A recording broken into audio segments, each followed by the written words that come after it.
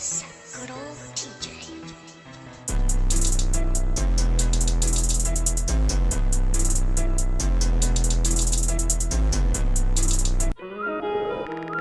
Konnichiwa, this is your boy INCOG. Better than our video. And today, guys, we're doing a video on Ish4's channel. This one, it is called. Actually, I put this up on the community tab, and I was trying to get my thoughts from you guys. Cartel. How many guys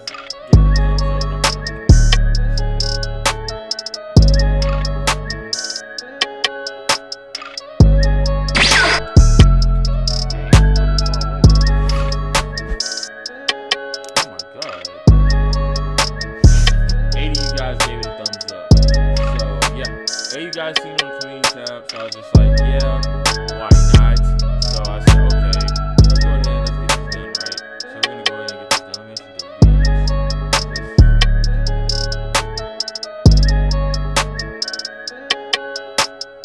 Alright, yeah, so that was on the community tab. So this one is called Power Amongst the Mage Association Has No Limits. So, like I say, guys, we're gonna get into this reaction. Probably not gonna pause too much. We're gonna see how it goes. Like, subscribe with a good call. So you know if I upload. I'm trying to get back to weekly uploads, guys. I know I've been streaming a lot lately. But yeah. Anyway, guys, let's get right to this. So.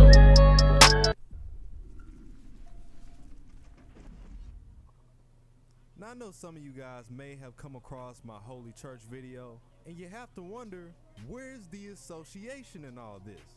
We right here, homie, what's good? The top of the line, the elite of the elite, the association. From the mythical lands in an alternative dimension, all the way to the high-scale mages that you find in the walls of the clock tower, the association's influence is not one that should be undermined. They're constantly looking out for new ways to push Magecraft beyond its threshold and then hand everything that they learned off to the next generation. Magecraft is sacred, but just like true magic, the elders had no doubt in their minds that the decline of Magecraft would come eventually.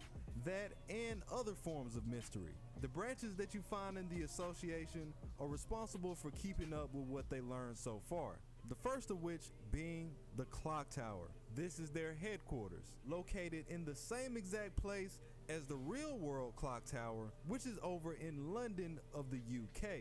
Any mage with some skill that's worth talking about has probably crossed paths with this institution at least once. We know that Shiro and Rin attend the clock tower by the end of the series. The lesser known Luvia, who is Ren's cousin when you really get down to it. Luvia, Ren's cousin. Toko Awazaki, who went from being hunted down by the association to being celebrated as one of their only grand rank mages. Nice. Tanif, Waver, Zokin, Wodame, Alco, Sorin, the Cryptors. We can keep going for days.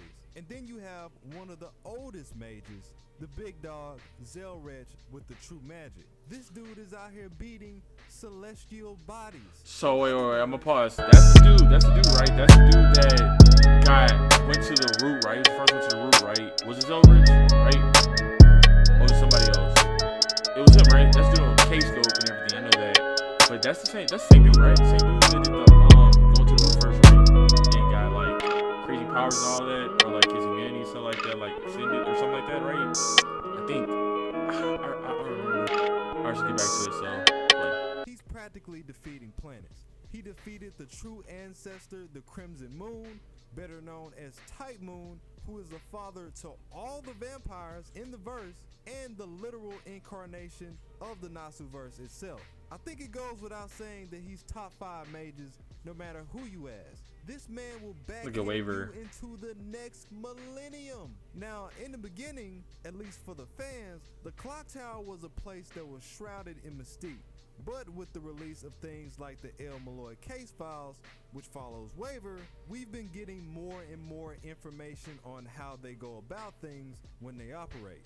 You have the 12 lords and the faculties that they're assigned to, the multiple factions that are inside fighting each other for status and power. Some of them I mentioned in my Bloodline video. The spiritual tomb of Albion that's located beneath the clock tower that leads into the reverse side of the world. Oh my goodness. And they deal with Rail Zeppelin, where many other powerful figures come to auction off and buy their very own set of mystic eyes. Now, if you happen to have a change of heart and decide that you want to leave the world of Magecraft behind, I'm just letting you know now, you're not gonna live long enough to tell the story.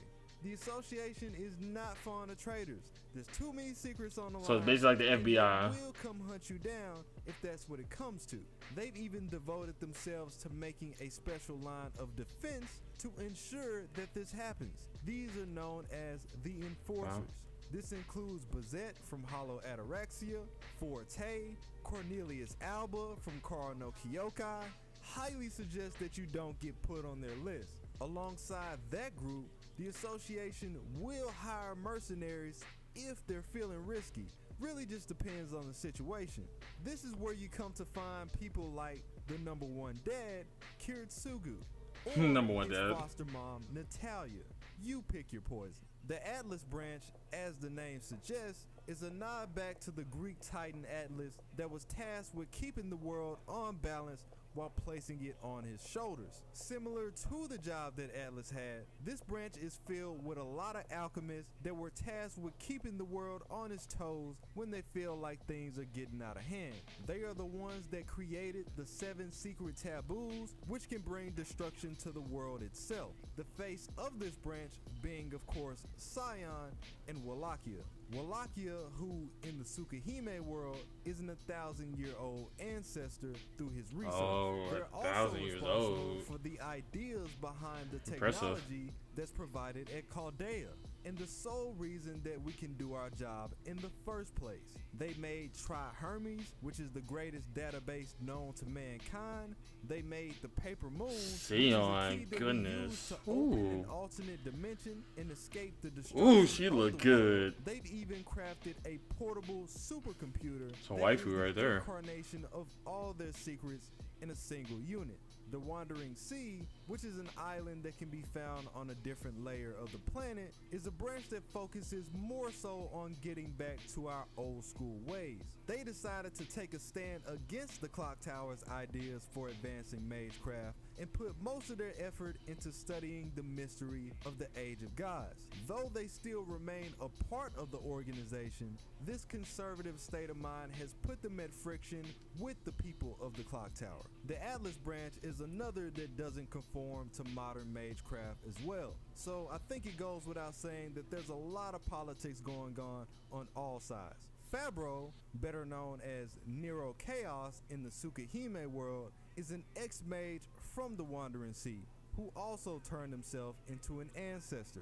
His research has allowed Yeah, him I'm to about to learn yo, with what's going several on? beasts from the planet and become nearly immortal to the common man. He too has been around for over 1,000 years.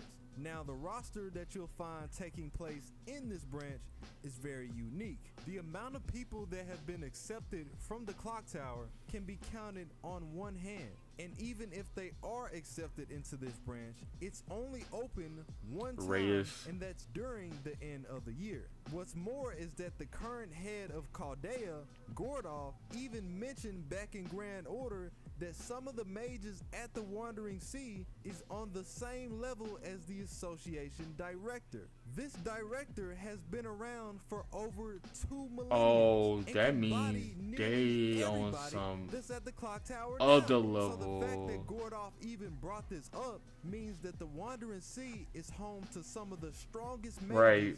that we've never seen.